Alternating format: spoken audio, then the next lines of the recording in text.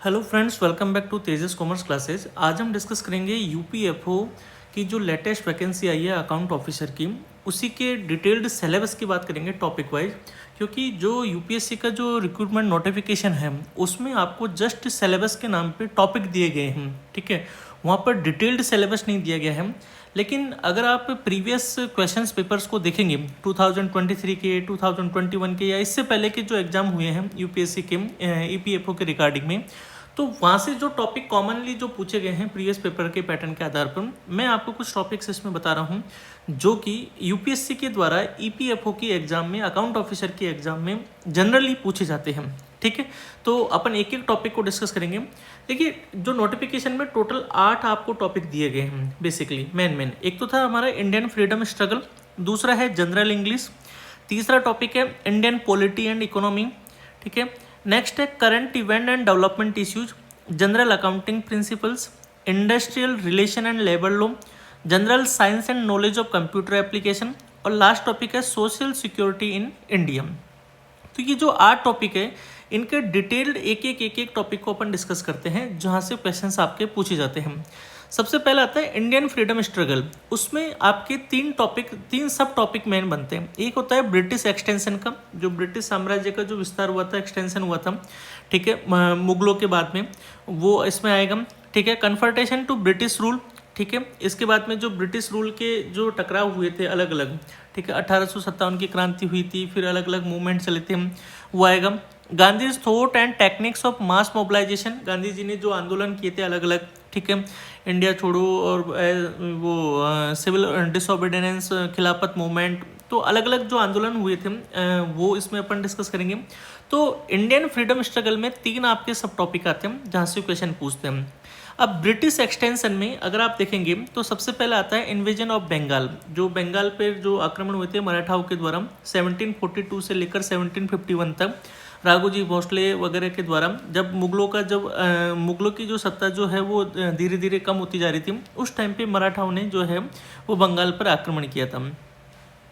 कर्नाटक वार आपको पता है कि इंग्लैंड और फ्रांस के बीच में हुआ था, 1744 से 1763 के बीच में हुआ था, जिसमें जो है वो इंग्लैंड की जीत हुई थी, ठीक है। तो औरंगजेब की डेथ होने के बाद में उसके बेटे, उसके पोतों के बीच में जो है वो शासन को लेकर लड़ाई हुई थी। उसमें जो है वो इंग्लैंड और जो फ्रांस है उसमें दोनों के बीच में क्या हुआ था, युद्ध हुआ था, जिसमें इंग्लैंड की जीत हुई थी। Mysore and its confirmation with British expansion, ठीक है। मैसूर और जो ब्रिटिश जो साम्राज्य का जो विस्तार उस टाइम पे हो रहा था, तो 18वीं शताब्दी में ये 1767 से 1799 तक इसमें 4 युद्ध हुए थे उसमें। तो हैदर अली और उनके बेटे जो टीपू सुल्तान हैं, उन्होंने तो मैसूर की तरफ से लड़ाई लड़ी थी, और हालांकि इस युद्ध में वो हार गए थे। और मैसूर की हार के बाद ही जो है वो साउथ इंडिया की तरफ जो है ब्रिटिश गवर्नमेंट का जो है वो एक्सटेंशन हुआ था, ठीक है। तो ये अपन को यहाँ पे पढ़ना है। द 3 एंग्लो मराठा वार, ठीक है, अंग्रेजों और मराठाओं के बीच में जो है वो युद्ध हुए थे, ठीक है। तो काफ़ी सारे युद्ध हुए थे जिससे मराठा की जो पावर थी वो कम होती गई थी। तो 1775 से 1819 के बीच में जो है वो 3 अंग्रेजों और मराठाओं के बीच में जो युद्ध हुए थे वो इसमें क्वेश्चंस पूछे जाते हैं। Regulating and Pitt India act, regulating और पिट इंडिया एक्ट जो थे वो ईस्ट इंडिया कंपनी की जब स्थापना की गई थी, तो इन 2 एक्ट के माध्यम से ही पूरे इंडिया को कंट्रोल करने की कोशिश की थी। बेसिकली जो पहले जो ईस्ट इंडिया का जो स्थापना की गई थई वो व्यापार जो ट्रेड रिलेशंस के तहत की गई थी, लेकिन धीरे धीरे जो उसका कंट्रोल जो है वो इंडिया पे पूरा जमाने का होने लग गया था। Early composition of the British Raj, यानी जैसे जैसे ब्रिटिश राज जो है वो धीरे धीरे कैसे अलग अलग जो राजाओं से संधि करके उनके सत्ता को हथिया के जो एक्सटेंशन हुआ था उसके बारे में। तो बेसिकली ये पूरा ब्रिटिश एक्सटेंशन का है कि ब्रिटिश लोगों ने जो है वो अपना साम्राज्य धीरे धीरे कैसे बढ़ाया था। उसमें मराठा वार भी आ गया, कर्नाटक वार भी आ गया, मैसूर का वार भी आ गया, ठीक है। और जो रेगुलेटिंग और पिट इंडिया जो ईस्ट इंडिया कंपनी वगैरह हैं उनके पॉइंट आ गए। तो ये यहाँ से बेसिकली मतलब कम क्वेश्चंस पूछे जाते हैं, बट थोड़ी ओल्ड हिस्ट्री है, 17 वाली सेंचुरी के क्वेश्चंस पूछे जाते हैं। 1742 के बाद के जो है वह यहाँ से क्वेश्चंस आ जाएंगे आपके। कन्वर्टेशन टू ब्रिटिश रूल, इसमें जो ब्रिटिश जैसे जैसे ब्रिटिश रूल जो है वो अत्याचार करने लगा, बढ़ने लगा, तो ब्रिटिश रूल के अगेंस्ट में जो आंदोलन हुए, तो सबसे पहला हुआ था हमारा 1857 का, जो भारतीयों का इंडिपेंडेंस का ये कह सकते हैं कि सबसे पहली लड़ाई जो थी वो 1857 की थी। उसके reason, character, cause and result क्या थे, हालांकि उसमें जो है वो सफल नहीं हो पाए थे अपन, तो उसके बारे में जो है वो कहाँ हुआ था। जैसे 10 मई 1857 कोई मेरिट से जो है वो 1857 का रिवोल्यूशन शुरू हुआ था, फिर उत्तर भारत में वगैरह ये फैला था। First stage of Indian freedom struggle, growth of national consciousness, यानी जो भारत में जब जो ये लगातार पतन बढ़ता जा रहा था, तो उसके खिलाफ ब्रिटिश शासन के खिलाफ जो राष्ट्रीय जो कह सकते हैं कि जो अवेयरनेस जो थी आज़ादी की लड़ाई के लिए, जो अवेयरनेस जो सबसे पहले थी वो किस तरीके से आई थी, एसोसिएशन कौन कौन से क्रिएट हुए थे, ठीक है, इंडियन नेशनल कांग्रेस की उसमें स्थापना हुई थी, उसके मॉडर्न स्टेज क्या थी, मॉडर्न, और उसमें कौन कौन से लोग जो है वो सबसे पहले चेयरमैन वगैरह, प्रेसिडेंट वगैरह बने थे, स्वदेशी मूवमेंट, ठीक है, economic nationalisation, the development of extreme and the split in Congress, the policy of divide and rule, ये फूट करो राज करो वाली जो नीति थी वो क्या थी, कांग्रेस लीग पैक्ट ऑफ 1960, ये कांग्रेस और ब्रिटिश गवर्नमेंट के बीच में जो कांग्रेस और लीग पैक्ट जो आया था 1916 में, उसके बारे में इसमें से काफ़ी क्वेश्चंस पूछे जाते हैं। तो बेसिकली इसमें 1857 सबसे इंपॉर्टेंट पॉइंट है, स्वदेशी मूवमेंट इंपॉर्टेंट पॉइंट है, ठीक है, policy of divide and rule important point है, जहाँ से ज़्यादातर क्वेश्चंस पूछे जाते हैं।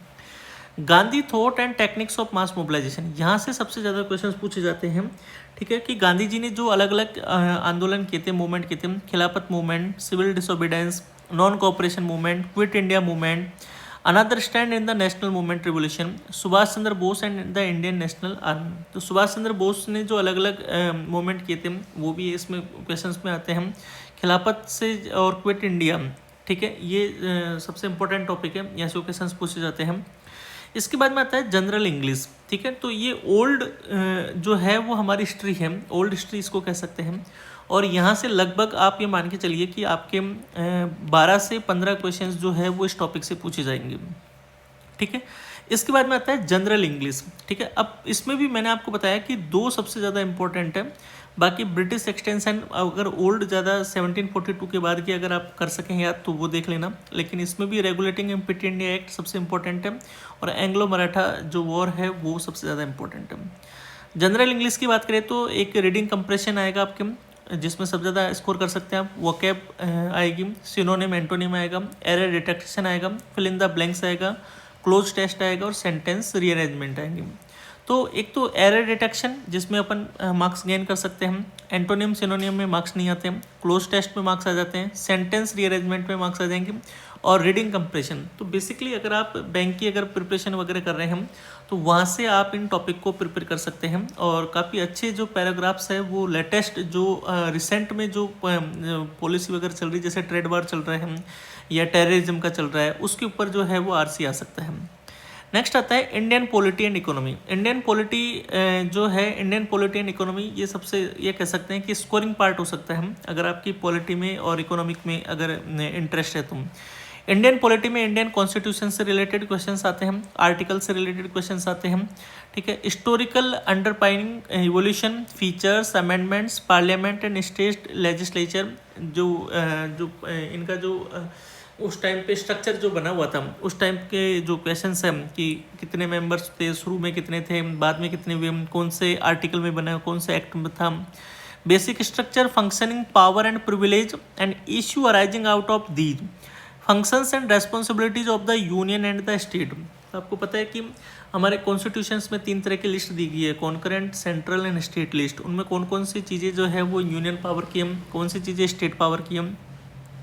Welfare scheme for vulnerable sections by the central and state and the performance of these scheme, जो करंट में जो स्कीम्स चल रही है उनसे रिलेटेड वल्नरेबल जो सेक्टर है हमारा पिछड़ा सेक्टर, उसके रिलेटेड जो है क्या है वेलफेयर स्कीम सब। Important aspect of governance, transparency and accountability, e governance application, model, success, limitation and potential, civil charter, यहाँ से भी एक क्वेश्चन पूछा जाता है। Transparency and accountability and institutional and other major, Panchayati Raj सबसे इंपॉर्टेंट टॉपिक है पंचायती राज, पब्लिक पॉलिसी और राइट इशू, ये राइट इशू भी बहुत इंपॉर्टेंट है कि जो कॉन्स्टिट्यूशंस में जो राइट दिए गए हैं वो कौन कौन से हैं, कौन से आर्टिकल में क्या बात का कौन सा राइट है।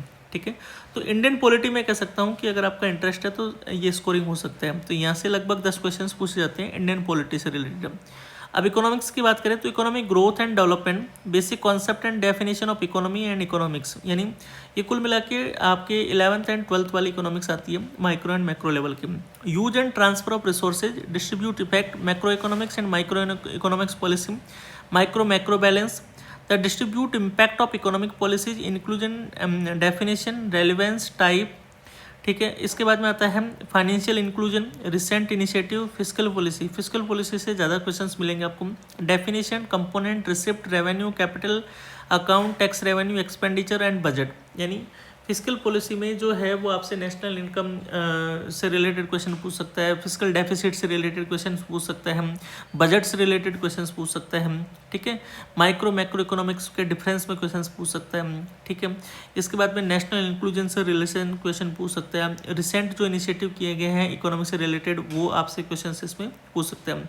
तो इकोनॉमी में भी आपसे 10 क्वेश्चन पूछे जाते हैं। तो टोटल अगर मैं कहूँ कि इंडियन इकोनॉमी और इंडियन पॉलिटी, ये टोटल आपके 18 से 20 क्वेश्चन यहाँ से पूछे जाएंगे, 18 से 20 क्वेश्चन। इसके बाद में आती है current event and development issues, जो करंट अफेयर्स का पार्ट है। यहाँ से आपके 10 क्वेश्चंस पूछे जाएंगे करंट अफेयर से related. General accounting principle, general accounting principle में 16 to 18 या 20 भी कह सकते हैं हम जनरल अकाउंटिंग एंड प्रिंसिपल। इसमें हमारे कॉमर्स की जो 11th 12th वाला जो पार्ट है वही आपसे पूछा जाता है। बेसिक एकेडमिक लेवल की अकाउंटिंग पूछी जाती है। Principles of accounting, analysing and recording of transaction जो मेरा इंट्रोडक्शन का पार्ट होता है। एडजस्टमेंट एंड फाइनेंशियल स्टेटमेंट, जो फाइनल अकाउंट जो विद एडजस्टमेंट जो बनाते हैं। Completion of the accounting cycle, subsidiary ledger and special journal. BRS से रिलेटेड क्वेश्चंस आता है, इनकम एंड एक्सपेंडिचर से रिलेटेड क्वेश्चंस आते हैं। मैंने अपने व्हाट्सअप चैनल पे भी जो है 17 to 18 क्वेश्चन शेयर किए थे और बहुत सिंपल लास्ट 2023 के पेपर के क्वेश्चन शेयर किए थे। और मैंने बताया था कि मतलब ये ऐसे पार्ट है कि आप 20 क्वेश्चन जो है आराम से बिना पढ़े भी आप जाओगे तो अपनी बेसिक एकेडमिक नॉलेज के बेसिस पे सॉल्व कर दोगे। इसके लिए कोई स्पेशल आपको कोर्स या पढ़ाई करने की ऐसी स्पेशल रिक्वायरमेंट नहीं है। बट अगर आपका गैप हो गया है तो आप आराम से एकेडमिक सेशंस की क्लासेज ले सकते हैं। नोट्स में आप इसको रीड आउट करेंगे तो आपको वापस से चीज़ें मेमोराइज हो जाएगी। इसके बाद में कॉमर्स पॉइंट ऑफ व्यू से देखूँ तो industrial relation and labour law, ये भी काफ़ी स्कोरिंग है क्योंकि एज ए सीए या सीएस या सीए में हम जब ये हमारा इंटर या फाइनल होता है तो वहाँ पर बहुत सारे लॉ हमको पढ़ने को मिलते हैं। ठीक है, तो लेबर लॉ जो होते हैं वो बहुत कम होते हैं, लेकिन अगर सीएस में अगर आप सीएस आपने कर रखा है तो आपको बहुत सारे लेबर लॉ पढ़ने को मिले होंगे। बट फिर भी लॉ पढ़ने की आदत होती है तो मुझे ऐसा लगता है कि इसमें एज ए सीए या सीएमए या सीएस को कहीं भी दिक्कत आने वाली नहीं है। तो लेबर लॉ में जो लॉ से रिलेटेड जो क्वेश्चंस पूछे जाते हैं, trade union act, minimum wages act बहुत इंपॉर्टेंट है, strike and lockout, industrial dispute act ये भी इंपॉर्टेंट है, industrial tribunal, workman compensation act बहुत इंपॉर्टेंट है, ESI, retirement benefit, immigration act, unorganised labour, labour of law for female workers, international labour organisation, ministry of labour in India. तो basically बहुत simple questions होते हैं, बहुत छोटे छोटे क्वेश्चंस होते हैं, बशर्ते कि आपको फैक्ट पता होना चाहिए कि लेबर लॉ जो है वो कहाँ एप्लीकेबल होता है, वेजेज एक्ट कहाँ एप्लीकेबल होता है, क्या उसमें कंडीशंस होती है, कितने उसमें मिनिमम वर्किंग होना चाहिए, अगर किसी तरीके की ब्रीच होती है तो पेनल्टी कितनी होती है। ठीक है, क्या उसके अपील करने की अपीलेट अथॉरिटी कौन होती है, कितने दिन में अपील कर सकते हैं। ठीक है, वेलफेयर के लिए क्या कर सकते हैं। तो ये सारी चीज़ें इसमें लेबर लॉ में आती है। इंडस्ट्रियल रिलेशन में industrial relation code, bill, mode of labour reform, यहाँ से भी 4 से 5 क्वेश्चंस आपको देखने को मिलेंगे। तो बेसिकली इंडस्ट्रियल रिलेशन और लेबर लॉ से 12 to 15 क्वेश्चंस आपके पूछे जाते हैं। ठीक है, अब आता है general science and knowledge of computer application. General science से जो है आपके 5 से 7 क्वेश्चंस आपको मिलेंगे जो बेसिक एलिमेंट्री साइंस होती है। अगर आप कॉमर्स स्टूडेंट है आप इसको स्किप कर सकते हैं, बशर्ते कि आप जो है और जो पॉलिटी वगैरह है वहाँ पे स्कोर करने की कोशिश करें, क्योंकि एज ए कॉमर्स स्टूडेंट अब आपको इसको प्रिपेयर करना 5-7 नंबर के लिए थोड़ा सा मुझे लगता है टाइम टेकिंग एक्टिविटी है। कंप्यूटर एप्लीकेशंस की बात करें तो ये आपके लिए स्कोरिंग हो सकता है, यहाँ से 5 क्वेश्चंस पूछे जाते हैं। Operating system, DBMS, data structure, computer network, input output device, computer organisation, internet and MS office. ये बेसिक मतलब ये कह सकते हैं कि बेसिक जो कोर्स होता है कंप्यूटर का उससे रिलेटेड है, हार्डवेयर एंड सॉफ्टवेयर से रिलेटेड है। तो इसमें मतलब ज़्यादा इंट्रोडक्शन लेवल के जो पार्ट है वो क्वेश्चंस पूछे जाते हैं कंप्यूटर के। तो आप कोई सी भी एमसीक्यू जो कोर्स में मैंने जो दे रखी है आप उससे भी अगर प्रिपेयर करोगे तो आपका कंप्यूटर जो है वो आराम से क्लियर हो जाएगा। लास्ट टॉपिक आता है social security in India. Social security से काफ़ी क्वेश्चंस आते हैं, तो ये कह सकते हैं कि 15 से 20 क्वेश्चन जो है वो सोशल सिक्योरिटी से पूछे जाते हैं। अब इसमें 80% लॉ का पार्ट है, 20% जो है वो एडमिनिस्ट्रेटिव पार्ट होता है सोशल सिक्योरिटी से रिलेटेड जैसे हम, ठीक है। तो आप अगर इसमें देखें तो लास्ट में जो वर्कमैन कंपनसेशन एक्ट दे रखा है, मैटरनिटी बेनिफिट एक्ट दे रखा है, employ provident fund act they रखा है, ईएसआई एक्ट है हम, ठीक है, ग्रेजुटी एक्ट है हम, ठीक है, बोनस एक्ट है हम, ये सारे एक्ट आपके पड़े हुए एक्ट हैं। यहाँ से मतलब 7 से 8 क्वेश्चन तो यहीं से मिल जाएंगे आपको। ESI, workman, maternity compensation, gratuity, bonus, ये वाले हैं। इसके अलावा गवर्नमेंट की जो रिसेंट स्कीम चल रही है सोशल सिक्योरिटी से रिलेटेड वो आपको ध्यान में रखनी है। सोशल सिक्योरिटी का मतलब आपको पता होना चाहिए, हिस्ट्री पता होना चाहिए। Social security in India, social security constitutional provision कि क्या आर्टिकल में क्या प्रोविजन दिए गए हैं। Social security schemes for unorganised sector, ये स्कीम आपको रिसेंट वाली ध्यान में रखनी है। New social security schemes launch covering social insurance like pension, health insurance and medical benefits. ये आपको लेटेस्ट वाली जो गवर्नमेंट की पेंशन, हेल्थ और इंश्योरेंस से रिलेटेड जो स्कीम्स चल रही है वो लेटेस्ट वाली स्कीम आपसे पूछेगा। रिसेंट लास्ट 5 सालों में जो स्कीम्स लॉन्च हुई है उनको जरूर देख के जाइएगा। Disability benefit, maternity benefit, gratuity, employ PF and employer ESI, ये मैंने आपको बता दिया, ठीक है। Directive principle of state policy, concurrent list, difference between organise and unorganise sector. तो ये कुछ ऐसे टॉपिक्स हैं जहाँ से बाउंस बैक क्वेश्चंस भी आ सकते हैं। तो आप मोटा मोटा मैंने आपको बताया कि आप 30% जो है वो अपना पार्ट सेलेक्टिव कर लीजिए कि मुझे यहाँ से मतलब टाइम बचेगा तो मैं इसकी प्रिपरेशन करूँगा। बाकी 70% जो है वो आपकी प्रिपरेशन, आप इसको पार्ट को देख सकते हैं तो, ठीक है। यहाँ से आपको 10 क्वेश्चन मिलेंगे, ठीक है। इसके बाद में आप कंप्यूटर एप्लीकेशन को देख सकते हैं, 5 क्वेश्चन आपको यहाँ से मिलेंगे, ठीक है। इसके बाद में industrial relation and labour law, ठीक है, यहाँ आप आराम से 10 से 12 क्वेश्चन स्कोर कर सकते हैं। जनरल अकाउंटिंग प्रिंसिपल के पूरे क्वेश्चन आप कर सकते हैं, 16 से 18 क्वेश्चन जो हम पूरे कर सकते हैं। Current affairs and development issue, जो गवर्नमेंट की जो लेटेस्ट स्कीम्स है हम, ये करंट अफेयर्स है, डेवलपमेंट इकोनॉमी से रिलेटेड, तो यहाँ पे भी आपको 7 से 8 क्वेश्चंस देखने को मिलेंगे, तो ये भी आप आराम से टेकल कर सकते हैं। इंडियन पॉलिटी मुझे लगता है स्कोरिंग है, तो 10 क्वेश्चंस आप यहाँ से देख सकते हैं। इकोनॉमी में भी अगर आपका इंटरेस्ट है तो इकोनॉमी से भी 10 क्वेश्चंस आपको मिलेंगे, वो भी आप यहाँ पे देख सकते हैं। आप जो अगर आपको कहीं डाउट हो तो इंडियन फ्रीडम स्ट्रगल अगर आप कर सकते हैं तो गांधी दो थॉट और गांधी जी के जो मूवमेंट्स थे अलग अलग वो देख सकते हैं। बाकी आप ब्रिटिश एक्सटेंशन और कन्फर्मेशन टू ब्रिटिश रूल छोड़ सकते हैं।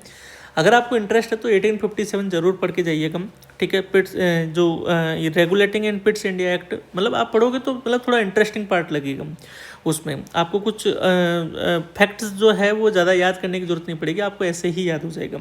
तो ये डिटेल्ड सिलेबस था हमारा अकाउंट ऑफिसर का, और सेम सिलेबस जो है अब इसका एपीएफसी का है। ज़्यादा टॉपिक उसमें डिफरेंट नहीं है क्योंकि सिलेबस एक ही है। चीज़ें थोड़ी डेप्थ में और लेवल जो टफनेस का है वो थोड़ा सा किसमें टफ हो जाता है। बाकी सिलेबस दोनों का लगभग मोर और लेस सेम सा ही है। बाकी कुछ लेवल का डिफरेंट होता है, नंबर ऑफ पोस्ट, क्योंकि उसका लेवल 10 है सैलरी स्केल, इसका लेवल 8 है। दूसरा जो वहाँ पर नंबर ऑफ कंपटीशन जो है वो ज़्यादा है एपीएफसी में, एओ में जो है वो कंपैरेटिवली कम रहेगा, ठीक है। तो डिटेल्ड कोर्स संडे को मैं लॉन्च कर दूंगा, और आप बिना किसी वीडियो के कि अगर आप सेल्फ पढ़ना चाहें तो आप जो नोट्स है उससे भी पढ़कर आप अपने आप को कर सकते हैं। वीडियो क्लासेज भी जो है वो देख के इसको आप टॉपिक को तैयार कर सकते हैं। अभी नवंबर में इसका पेपर है, 20 नवंबर के आसपास इसकी डेट है। तो लगभग आपके पास में अक्टूबर नवंबर दिसंबर, यानी आपके पास में टोटल 3 महीने के अगस्त सितंबर अक्टूबर नवंबर 4 महीने 3.5 महीने मान लो लगभग का टाइम है। तो आप आराम से इन टॉपिक को कवर कर सकते हैं, ठीक है। फिर भी कुछ डाउट है तो आप मुझे व्हाट्सअप कर सकते हैं। तेजस कॉमर्स क्लासेज एप्लीकेशन पे आप स्टडी मटेरियल को रेफर कर सकते हैं, टेस्ट सीरीज को देख सकते हैं। मैंने ऑलरेडी कोर्स बना दिया है, लेकिन मैं संडे को इसको लॉन्च कर दूंगा, ठीक है। Thank you.